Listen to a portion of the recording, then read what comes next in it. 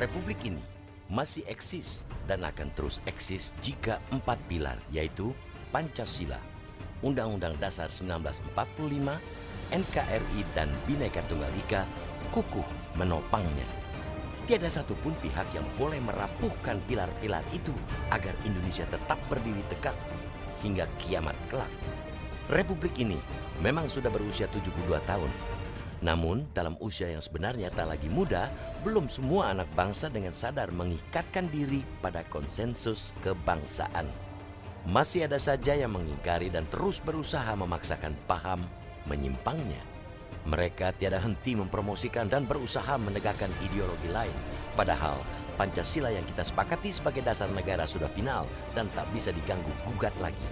Pun, dengan Undang-Undang Dasar 1945, Negara Kesatuan Republik Indonesia dan Bhinneka Tunggal Ika sebagai pengikat kita yang ditakdirkan hidup dalam keberagaman. Era reformasi yang mengedepankan kebebasan menjadi lahan subur bagi kelompok-kelompok itu unjuk eksistensi.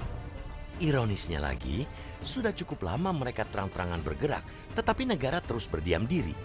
Organisasi-organisasi kemasyarakatan atau ormas berpaham anti Pancasila pun kian punya nyali untuk beraksi.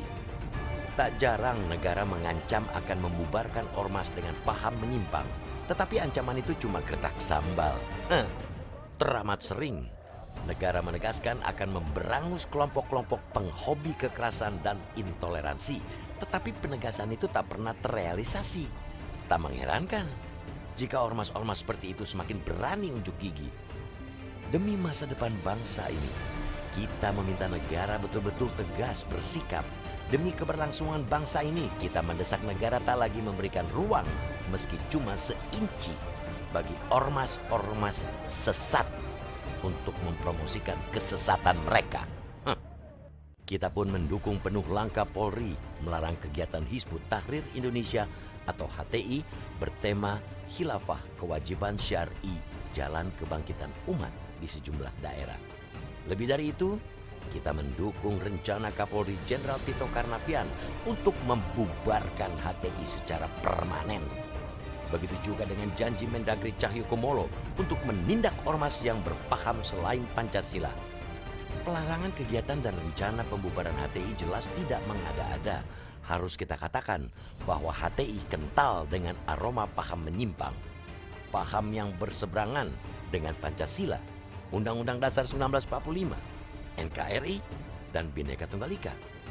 HTI memang kerap bersuara tidak anti Pancasila, tidak anti NKRI, tetapi paham dan tujuan mereka amat bertolak belakang dengan Pancasila dan NKRI.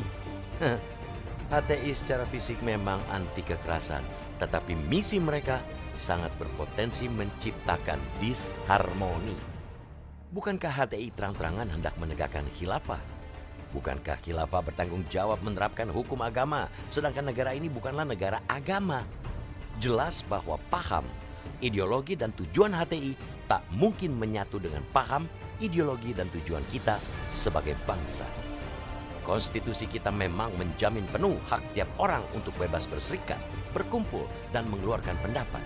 Namun, kebebasan itu bukan tanpa batas, bukan tanpa rambu-rambu. Undang-Undang Nomor 17 Tahun 2013 tentang Ormas pun menggariskan bahwa ormas dilarang menganut, mengembangkan, serta menyebarkan ajaran atau paham yang bertentangan dengan Pancasila. Jika ada yang melanggar, negara sahih untuk mencabut hak hidup mereka di bumi Indonesia.